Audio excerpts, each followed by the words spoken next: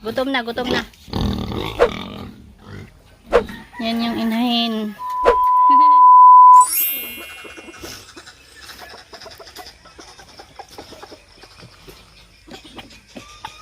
Yan, ito yung ginagawa ni Anting tuwing umaga. Pinapakain niya yung mga alaga niya. Aray ko. Si Mama ang aga naglaba, oh. Ha?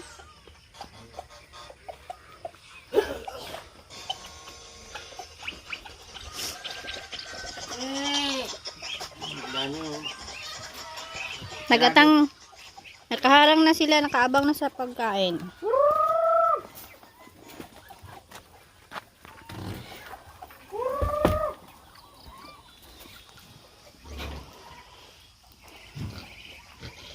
Laki ng mga pato ni Mama Bibing.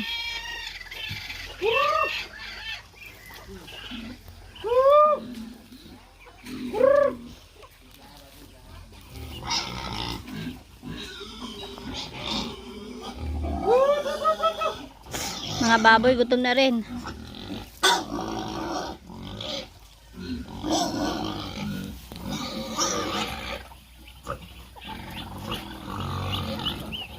Ang dami, oh. Ay, napod nakakulong dira.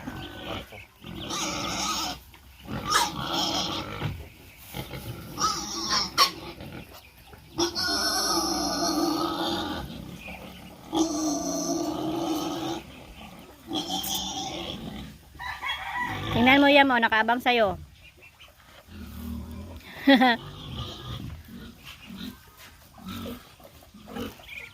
Dili sa tubangan niya para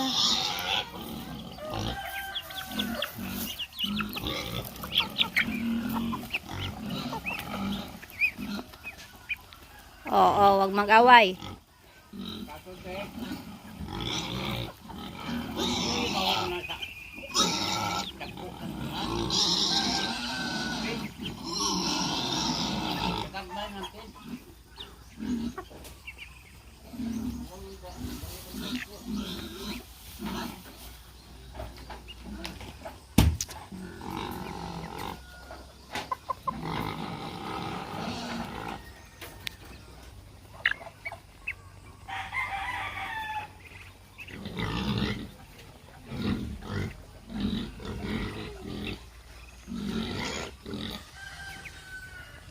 Meron din mga baby pa dito. Gutom na rin si mga baboy.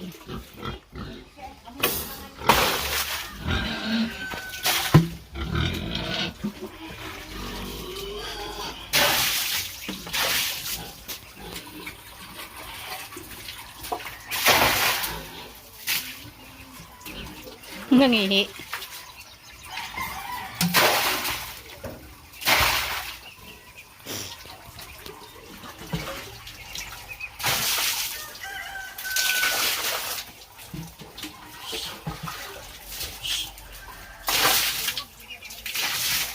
Ayan yung ano, ginagawa ni Mark Anting tuwing umaga.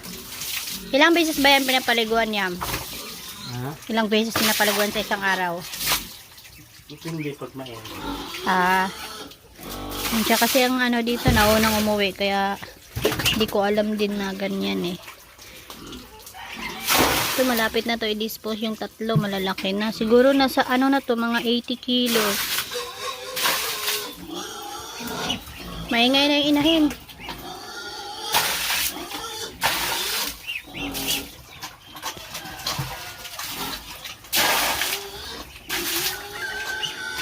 Hanapan na natin to ng buyer. Para ma-dispose. Then bili ulit tayo ng bagong biik. Galit yan. Akig, galit sa Ilonggo. Kung waga ay akig ang meaning galit kung sa Tagalog. Tama ba? Dito matututo ako mag-Ilonggo.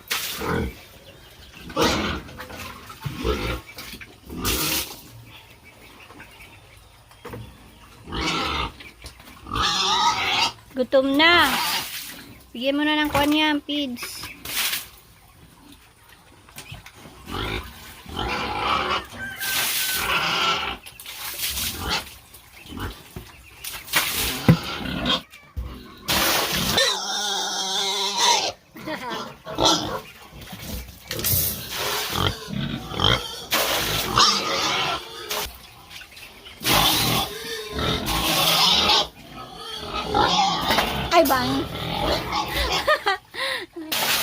sa lahat sa mukha ko yung ano niya.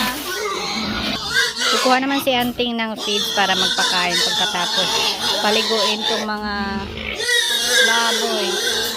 Ayan, gutom na yan sila pag maingay na.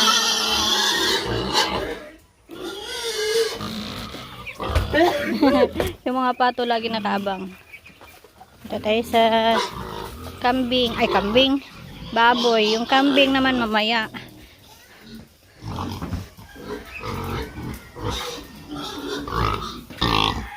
No. Gutom na, gutom na. Ayan na, mag-food trip na kayo. Alam na nila, oh.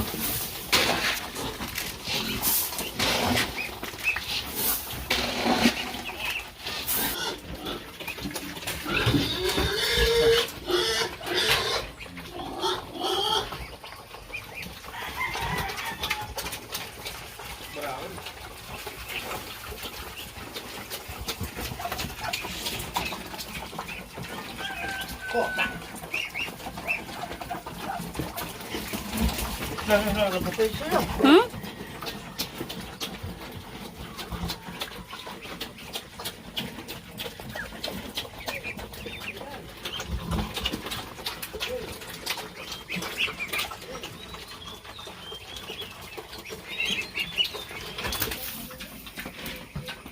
Yan yung inahin. Umupo siya na hiya.